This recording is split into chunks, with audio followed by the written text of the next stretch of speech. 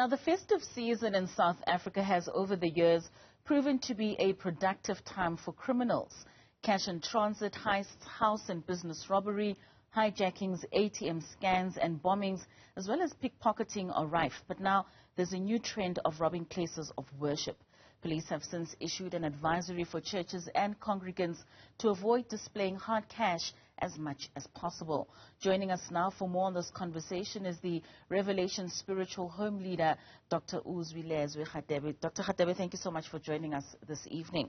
Why do you think we are now starting to see a spike in robberies, especially in churches? Yes, good evening. Thanks for having me. I think that criminals look at churches and spiritual institutions as soft targets. People who attend such people are normally people who have good faith and good hearts. So they see them as soft targets, people who will not refuse.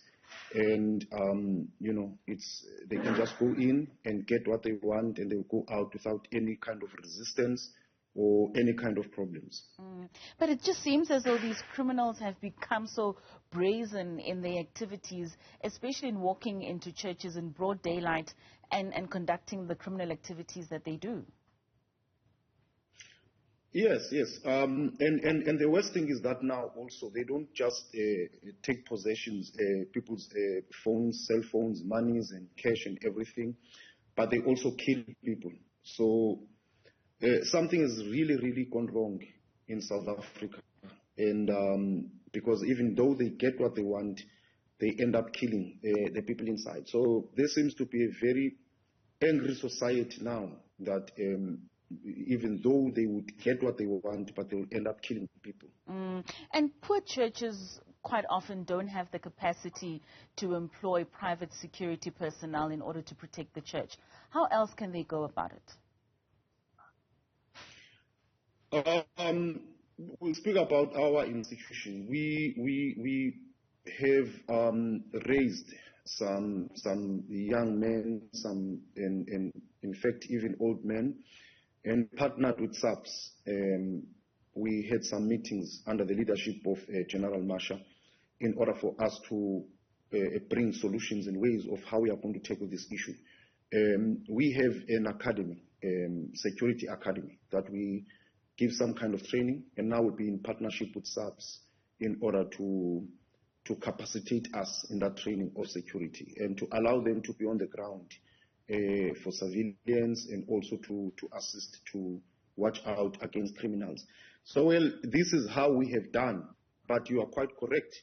Maybe other churches can also try to get some people and partner with SAPS, because you need law enforcers who know what they are doing, and also private security companies, maybe on the educational side, like us, who can kind of give some kind of a training to men to be able to assist, to protect, because I think police alone cannot do it.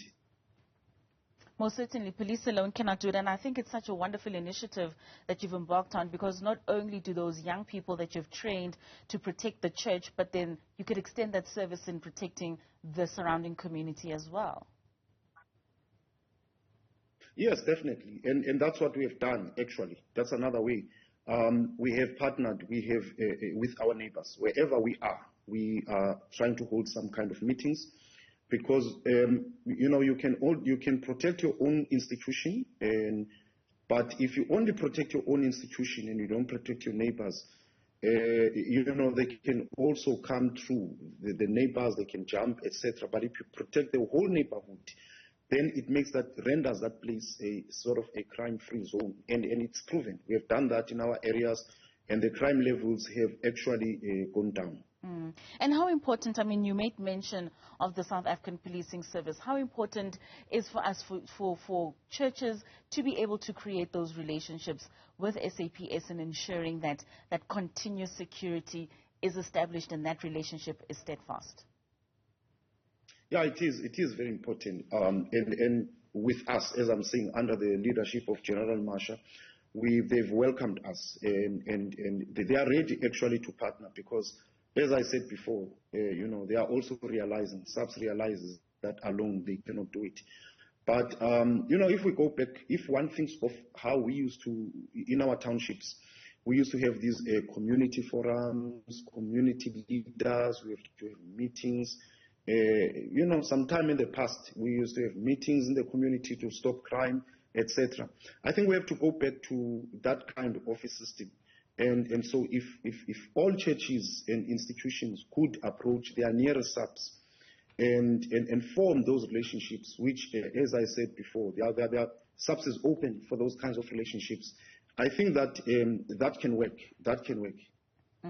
Should churches look into different and untraditional ways of practice, especially, if people are bringing tithes and bringing hard cash to churches, can you find different ways in order to eliminate the risk of having high valuables within the church premises?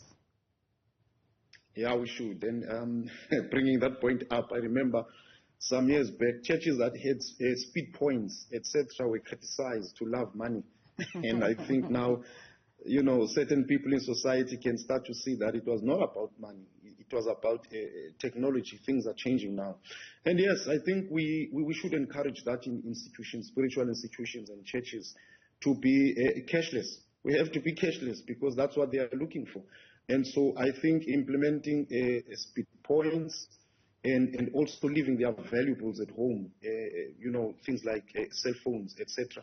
I think that's the way to the future now.